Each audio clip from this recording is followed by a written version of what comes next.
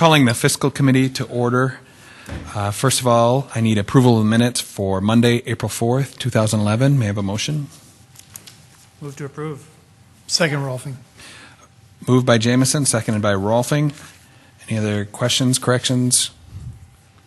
Seeing none, all those in favor say aye. Aye. Those opposed, same sign. Those are approved. Under number 3, reports and updates. A, discussion of the authorization of city contracts. Friday, you should have received the latest draft of this document that we've been working on forever. I'm going to have Deborah Owen, first of all, walk us through the changes in the latest draft, and we'll go from there. Thank you, Council Chair, or Committee Chair Vernon Brown. About which draft we should be looking at. There should be one that you have. I guess you should have. Oh, that is not a draft. That is the draft. It says draft. It says draft. The one that says draft, yes. Sometimes Deborah, when were those handed out today? those were provided. Should be handed out to all of you, but were provided via email on Friday to the council and then to the city attorney's office. Okay, we were supposed to print those out and bring them? I think Jamie had a copy. Okay. And so just to begin, we started this whole discussion eons ago. We started with the state statute, and that provides that the council, the general rule, of course, that the governing body would authorize or must authorize a municipal contract to be valid, but also creates the exception to the rule, which allows the governing body to delegate the authorization of contracts to any city employee of the city. And as you know, the ordinance that the council is reviewing now delegates that entirely to the mayor.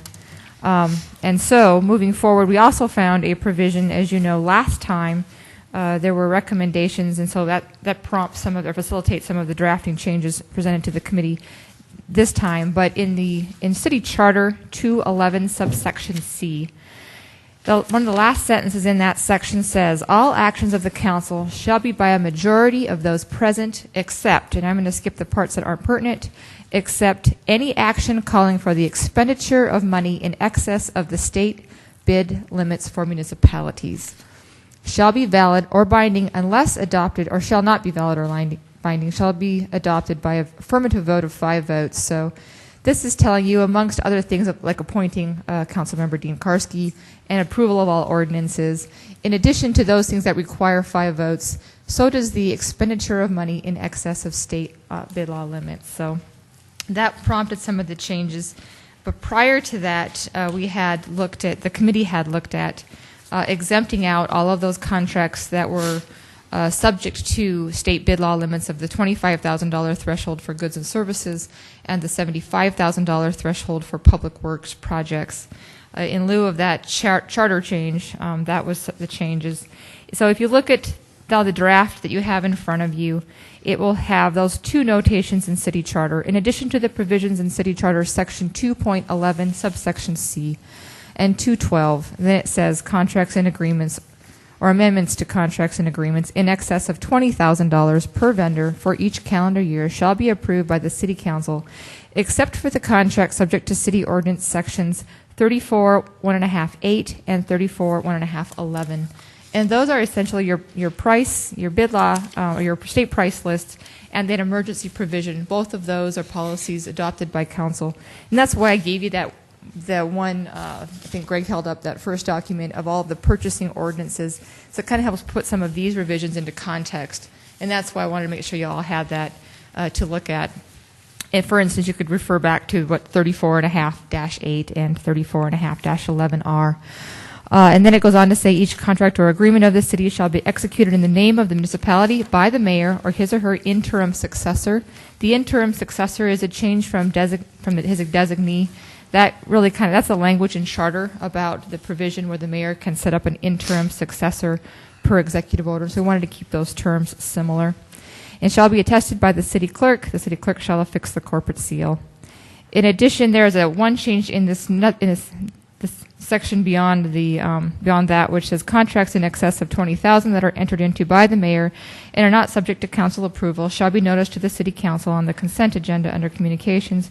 Change orders to contracts contracts in excess of $20,000 shall be noticed to City Council on under the consent agenda. And so that's a slight change. Some of those recommendations come from internal audit, as you know. And so those are the changes in that section. In the other section, there's been no changes to contracts involving public facilities. That was requested by the committee that you would approve all management contracts, and that stays the same. In section 34 and a half, we had no, this one's a little different. There was some changes in this one, and just to make to have it all make sense, some of these recommendations came from internal audit. The original clause we borrowed, I think, from Tulsa, or I think it was Tulsa, Oklahoma, and that's in regards to when the council approves extended contracts over the term of your office for 4 years, you could potentially actually have a 5-year contract with another 5-year extension. You could almost go outside of maybe even 2 terms of a council member. So like a council member, for instance, would never see the contract for the franchise ordinance because that's a 15-year contract. So that was originally drafted with 10. Internal audit recommended 5 years that those would be approved. And that's kind of how that goes.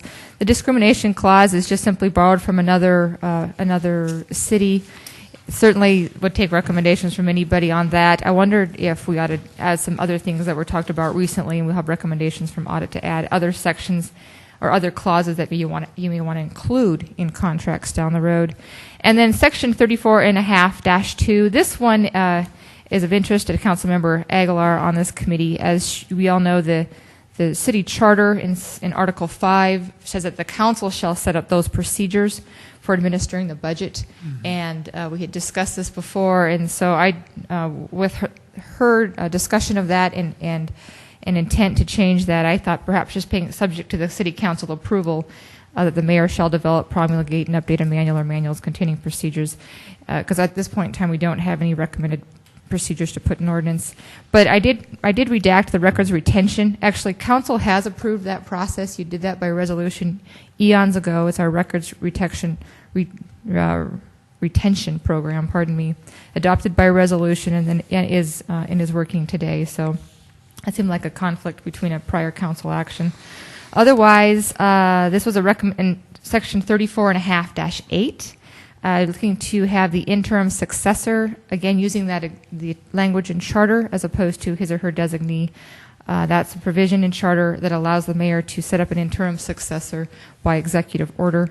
And then this is a recommendation, this last clause, by internal audit, that the council would have notice of those contracts and the basis for the emergency to council.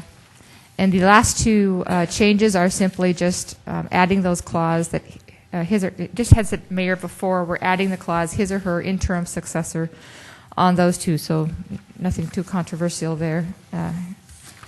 That is it. I do have. There was some discussions, and I'll let the council move forward. I mean, how you want to do that with calling who is next. But there is a difference between a bid award and the contract being executed. And I had done some research on that. So I'm not sure if it's the bid award. Maybe it would be Scott Rust who would know that. But I think the bid award must take place within 30 days. And the contract maybe later? Or is it on the 30 days as well? A bid award and the same? Well, this is the...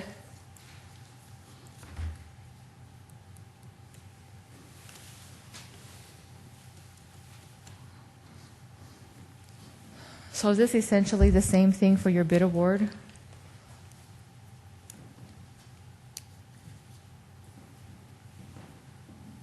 That's what I didn't. Scott Rust with City Finance. That is a bid award recommendation right there.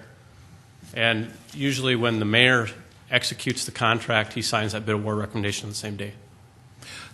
If I may, unless someone else has a question first. I'm confused then, Scott. Are there 2 things?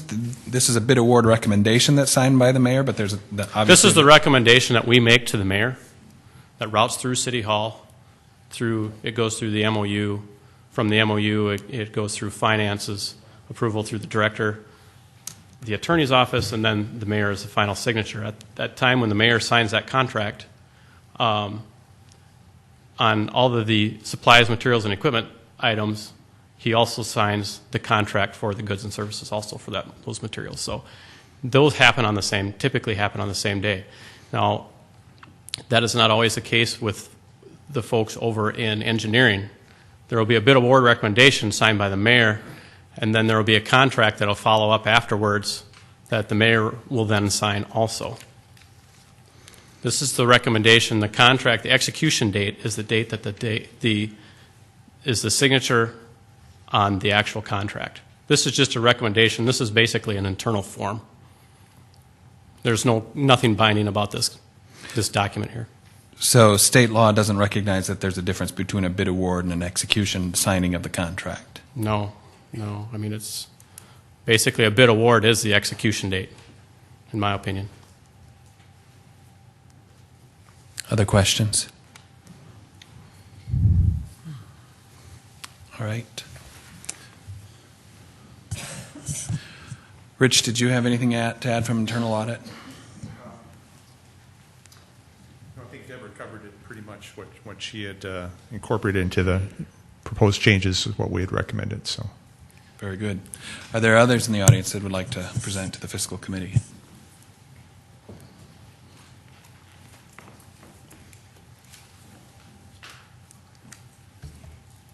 Good evening. Tracy Turback, the Finance Office. We do have a PowerPoint presentation this afternoon. I'll cover the first part, and then Mark Cotter will fill in the middle, and then I'll wrap it up when we're getting to the end. I do recall my first involvement in this issue was the latter part of February. I think I'd been with the city about a week or two, and we met in the mayor's conference room. City Attorney Fifley was there, his assistant Karen Leonard. Mayor Huther was there, and Councilors Rolfing and Brown were there as well. And that was kind of my introduction to this issue of council approval of city contracts. And it was an interesting meeting. I thought very productive meeting. At that time, we came to a very quick consensus on some of the I think key issues at that time. I'm not working here.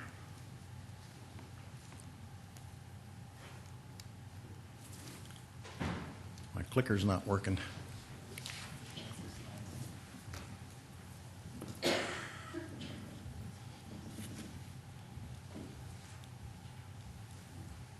Frozen up. Oh, there we go. Thank you, Mike. There were two, I think, pretty key points that day that we quickly came to a consensus on. One, everyone was in agreement that there was a desire to improve openness in regard to city contracting, not only improving transparency with the public, but also with the city council. I think the second key issue that we agreed on was that whatever changes were going to be implemented in the contracting process, it was important that the progress on projects not be slowed down by those changes that were to be implemented.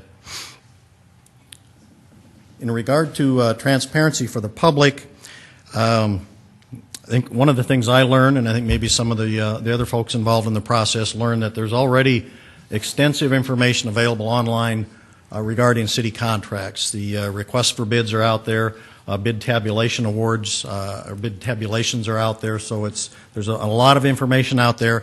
But I think we all have recognized at this point that there is a lot more that can be done to provide better information to the public and to the city council. I think some of the ideas that have been mentioned were consolidating the information on contracting into a single database that's searchable, so the public or city council members or anyone else for that matter could search out who the city is doing business with, what particular types of contracts they might be interested in, and to generally improve the website accessibility to that information. So I think those were some of the important ideas that have come out of the discussions on this issue to that point. In regard to the council involvement in approval of contracts, some of the key issues I think that there was consensus on. One, the approval the contracts that relate to the management of public facilities. I think there was general agreement that those contracts should be coming to the council for approval when they do come up.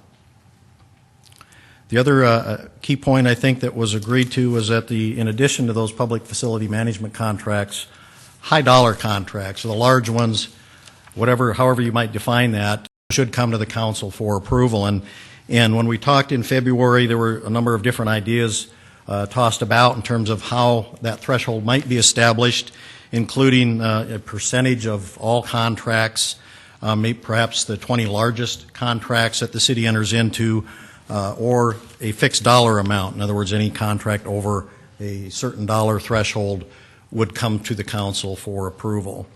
We didn't really settle on a consensus as to where that threshold should be, but I think there was a general agreement that was a reasonable approach to establish a threshold and follow that as policy going forward. One of the key points I think that we all agreed on was that whatever implementation or changes were implemented, that there should be an effort to not slow down progress on projects. And I think to try to hone in a little better on where that threshold should maybe be set, there was some additional information requested by the committee members. So we've, since the 1st of January, have tracked contracts and agreements that have been awarded and some of the dollar values associated with those contracts.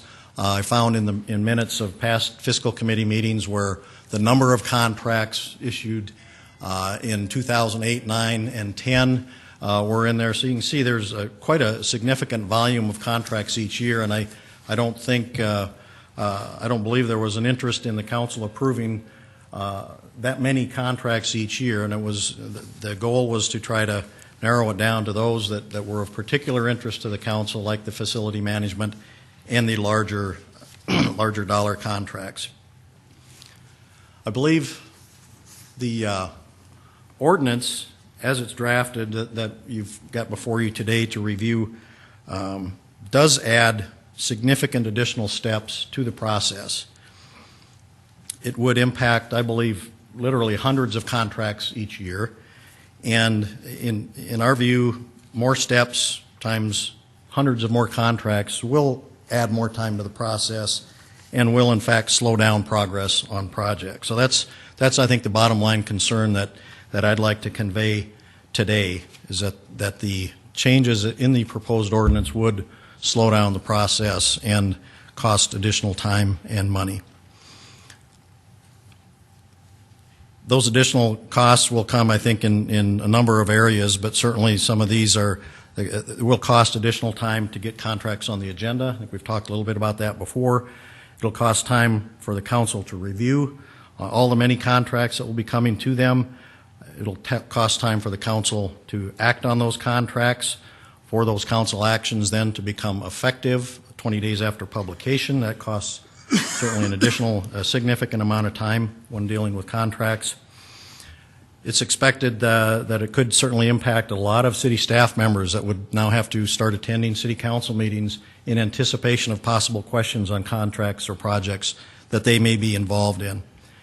There may be additional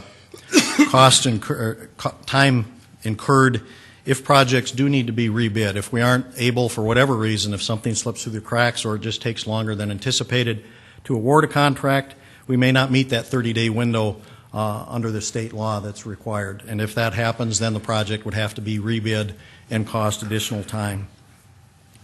In addition to costing time, I think if a project has to be rebid, there's certainly a potential for a lost competition if it has to be rebid. Once everybody has shown their cards, not all the bidders are necessarily going to come back to the table to bid another project a second time.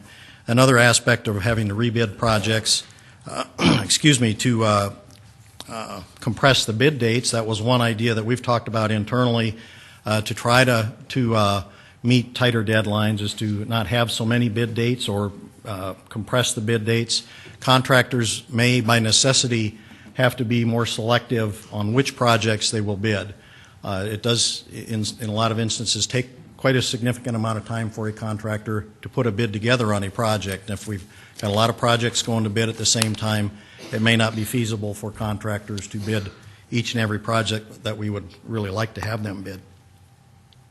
So those are some of the, I think, drawbacks that we've identified to the ordinance as it's drafted that we believe will be negative impact, result in negative impacts to the timing and award of contracts.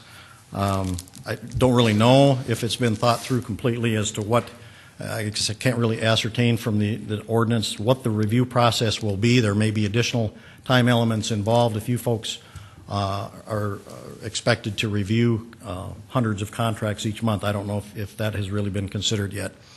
At this time, I guess I'd like Mark to address some of those concerns maybe in a more tangible way. He's got a couple of examples of recent projects, and will relate how this new process or new requirement would have impacted those particular projects. So I think we've really kind of honed in on what was, I thought, one of the original points of consensus, that we weren't looking to slow down the process.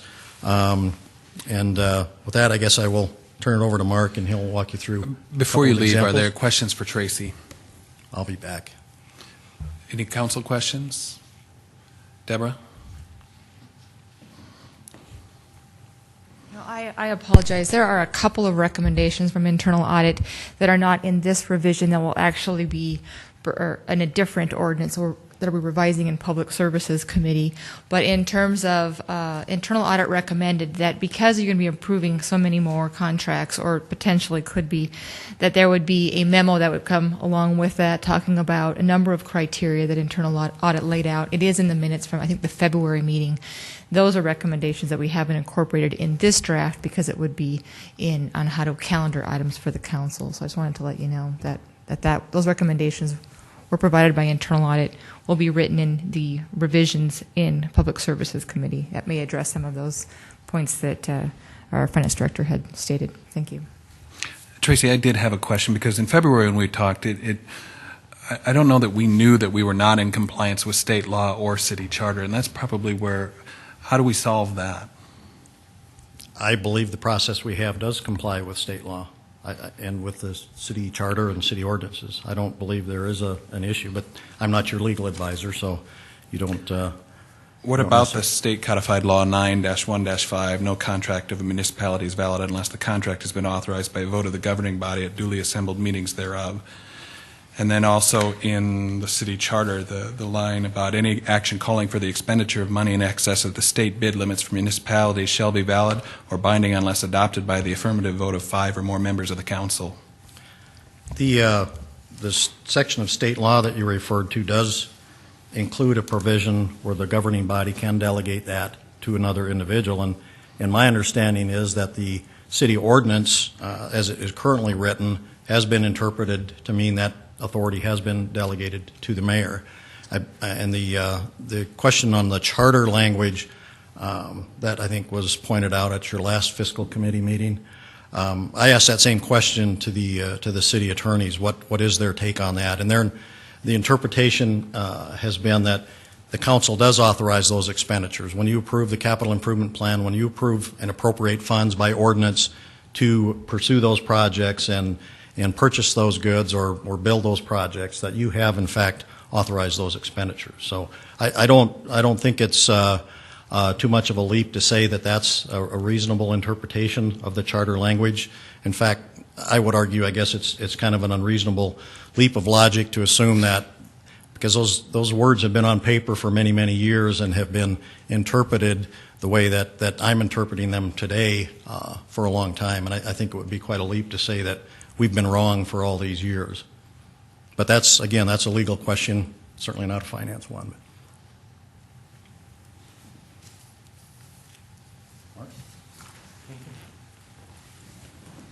All right, thank you, Councilman Brown, Chair, and other councilors. I just have a few slides that I would like to add on to what Director Turbach had mentioned, and I think from the start is one of the things that we do each year multiple times is that we're always meeting with industry to find out ways that how can we actually improve things, what's worked, what's not. One of the things that I routinely get asked by the contracting communities and the professional services communities is what are some of the steps that they can do to help us take to streamline the process. And so one of the things I wanted to just point out today is what our current process actually does and what are some of those time frames. And then if we were to add the council connection piece onto it, what that would do. But in the end, when we streamline the process, our whole mission is to make sure that we can design plans as well as possible, make them extremely well detailed so we get good bids, and then when we go to the field, if we do have an issue that comes up in the field, we can address it and move on, whether that's with a contract change order or some of those factors. But some of the areas on streamlining is the many decisions that have to be made on a daily basis, because when these roads and facilities were built over 100 years ago, there's a lot of things that are not documented. And so there's a number of things that we actually have to make field decisions on to keep the contractors moving. Also, if we're doing an improvement in front of a commercial store, so we can actually get the improvement done, so that store can actually have access again, ultimately open either the road or the utility back up for people to enjoy again. All right. And I will say that it's a little reactionary since I got the current draft on Friday, and since most of this probably affects Public Works as much as any group, I'm going to try to just hit some of the key points that I'd said, but at the end of the day, we would certainly like to be involved in the drafting of proposed legislation if we are able to, and also I'd like to involve the industry groups if we can, because they will be the ones that are also affected by this change. All right. Let me highlight that last slide first. Again, as Tracy pointed out, the comparison as we look at it from state law to city ordinance is that authority has been delegated to the mayor, and that ordinance was last updated in 1995. So for the last 16 years, that authority has been given to the mayor, and then that follows suit with 31.5-1. Next slide. All right, let me just give you a sense of two projects that you're very familiar with, Phillips Avenue and the 41st Street Bridge reconstruction. In this professional services agreement, now when state bid requirements are used, when the action as it's currently drafted and as state law is currently drafted, once that goes before City Council and then that following Friday actually publishes, if it's a bid situation, it's effective on that date. If it's a professional services agreement, it has to wait the additional 20 days before it's effective. But let me first take you through. This is our internal process. To get this project started, the 2009 reconstruction of Phillips Avenue, we signed a contract for schematic design, and then final design. We had 2 amendments with it, and then a construction administration agreement. So 1, 2, 3, 4, 5 different agreements that we had with this firm. When we look back, because we chart every agreement through our process, because we have several internal processes that they go through, they range between 15 and 30 days, but we counted up all these 5 actions, and it took 92 days internally, cumulative, to execute all 5 of these agreements. So keep 92 days in mind. Next slide. Now, this would be ideal situation, which is once our internal process is complete, we would calendar it with the City Council, which is 7 days in advance, and then not recognizing the 5 days in between council action and that following Friday. For those 5 separate actions, that's an additional 135 days. So now for the Phillips Avenue project, we're at about 227 days of just time that it takes us to execute. Now, one of the things we're going to talk about next week that Councilor Jameson mentioned is with the $3.8 million worth of dollars that the council will decide where those priorities go. Every day, every week inside our 7-month window in Sioux Falls for construction counts.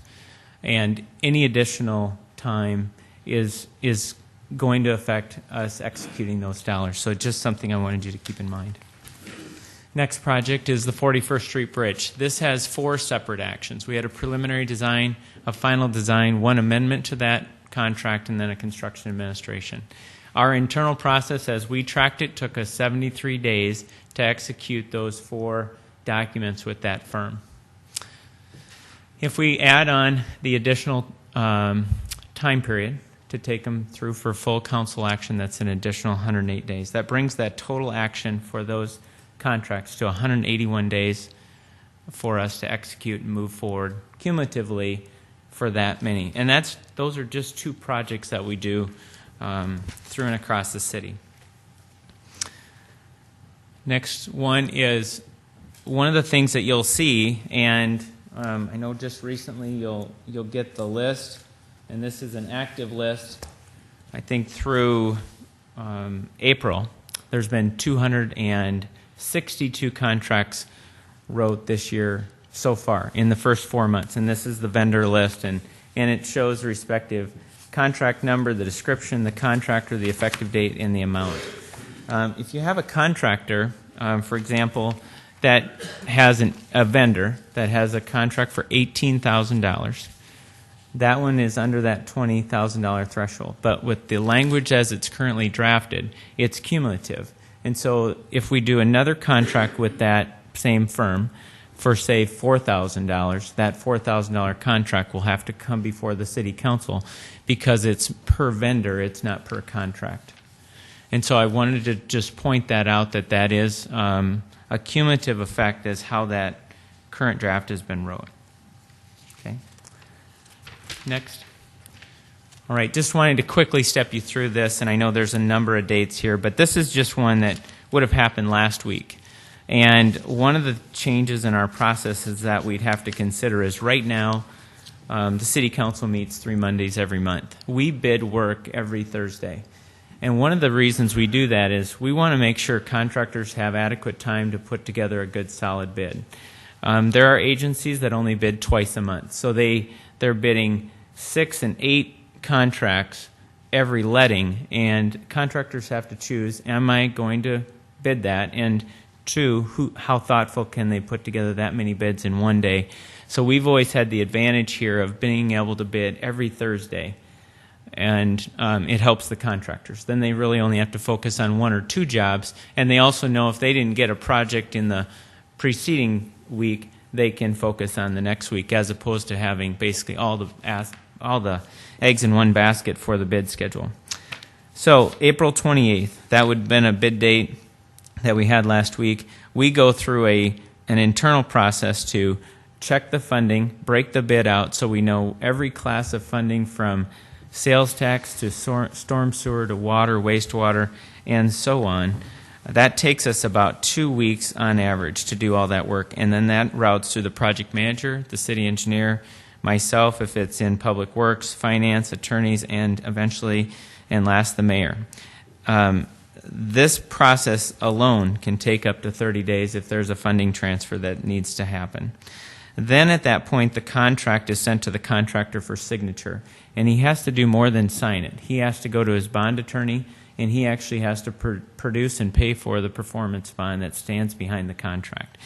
And at that point, he or she usually takes 1 to 2 weeks. 2 weeks is very common just with the volume of work that they do. So right there, from the bid date on April 28th to the date that the mayor could sign the contract is 1 month. That's May 27th.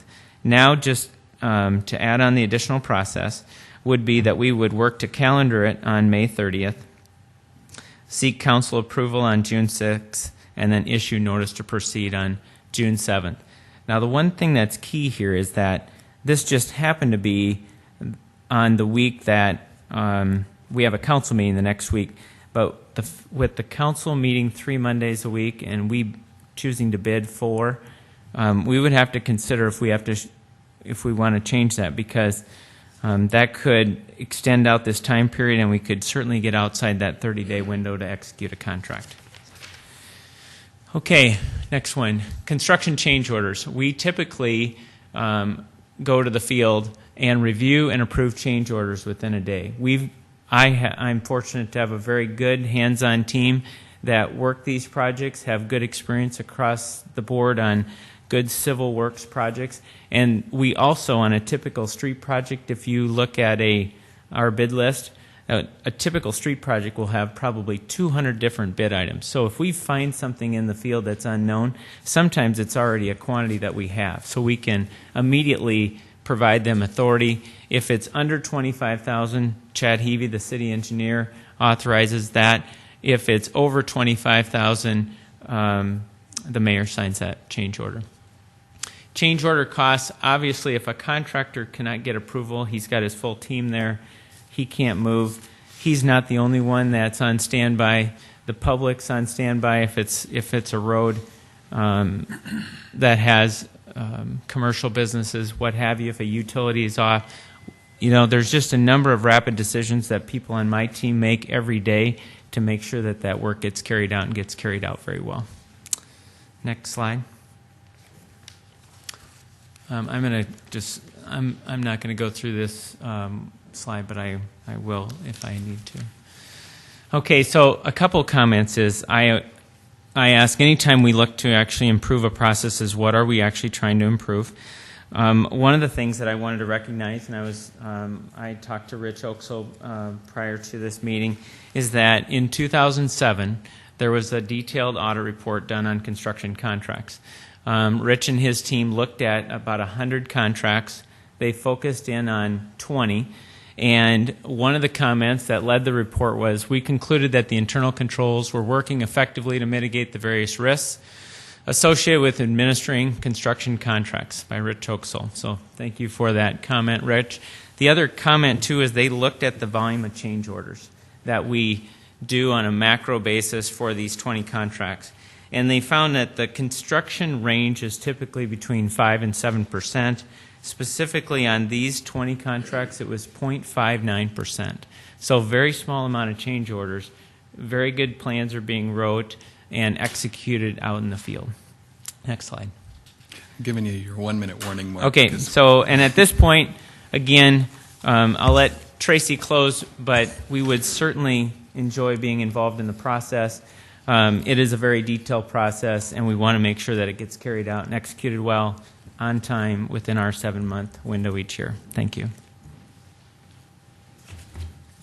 Very briefly then, the goals of openness and transparency and efficiency, I think, can be achieved in a lot of ways, and not necessarily by ordinance. And I think some of the things that we've talked about in terms of better accessibility to that information by way of a database is something that we would certainly pursue.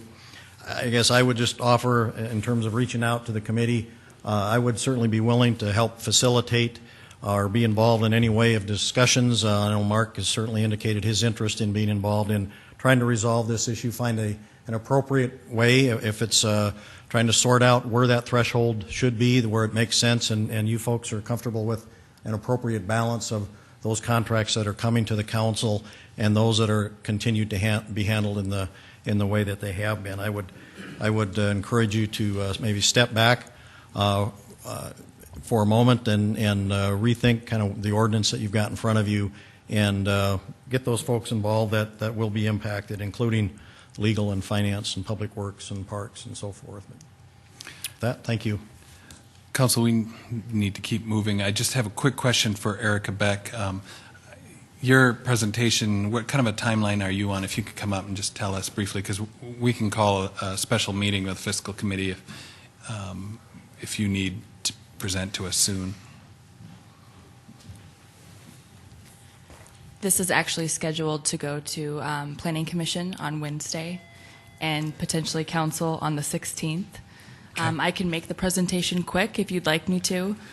Otherwise, I would probably direct really you. need to break because Okay. the clerks have to get set up for the meeting. Council, let's visit afterwards. We'll see if we can find a time to make that happen. I would just note, too, that you all have copies of the actual TIF district plan in front of you as well. So if you do have any questions, let me know. Okay. Thanks, All right, Erica. thank you. Greg. Erica, I think if I could, the reason you're really here, though, is there's an intent. And your intent is to really just try to communicate with us. Right. And look for any issues that we might have initially before you move on. But so I think she was doing great work and just trying to clear it through us before she went further. So I just wanted to share that. Councilor Aguilar. So there's a briefing tomorrow at noon, right, for the, Correct. so will this be Yes. discussed then? If Right. we wanted to attend? What is the briefing Right. again? Planning Commission actually Okay. has a briefing tomorrow at noon, Well, and if this would be talked the about. committee is available, maybe that'd be a good place for it to go, since this was, you weren't intending any action by us. No, just an informational item more than anything. Very good. If you can make it at noon tomorrow, let's do that. I need a motion to adjourn, please. So moved? Moved by Aguilar, seconded by Jamison. All in favor, say aye. Aye. Aye. We are adjourned at